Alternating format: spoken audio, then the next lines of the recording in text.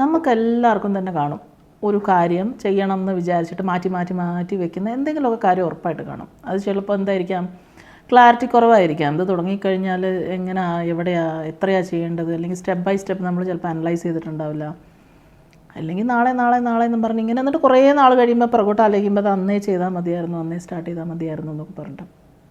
അപ്പോൾ ഇന്നലെ ഞാൻ ഇൻഡിപെൻഡൻറ്റ് മൈൻഡ് എന്ന് പറയുന്ന ഓഷോയുടെ ഒരു ടോക്കിനെ കുറിച്ച് ഒരു ബുക്ക് അത് വായിച്ചുകൊണ്ടിരുന്നപ്പം ഇദ്ദേഹം പറഞ്ഞ ഇദ്ദേഹത്തിൻ്റെ ചില വാചകങ്ങൾ നമുക്ക് പെട്ടെന്ന് സ്ട്രൈക്ക് ചെയ്യുമല്ലോ. അപ്പം പറയുന്നത്, ഈ ഓരോ ദിവസവും നമ്മൾ ജീവിക്കുകയല്ല ചെയ്യുന്നത്, മരിച്ചുകൊണ്ടിരിക്കുക എന്നാണ്. ഇന്നലത്തേതിനെക്കാട്ടിലും ഒരു ദിവസം കൂടി മരണത്തിലേക്ക് ഇന്ന് അടുത്തു എന്നാണ് അദ്ദേഹം പറയുന്നത്. ഓരോ ദിവസവും നമ്മൾ we are not living, we are dying എന്നാണ് അതിനകത്ത് പറയുന്നത്.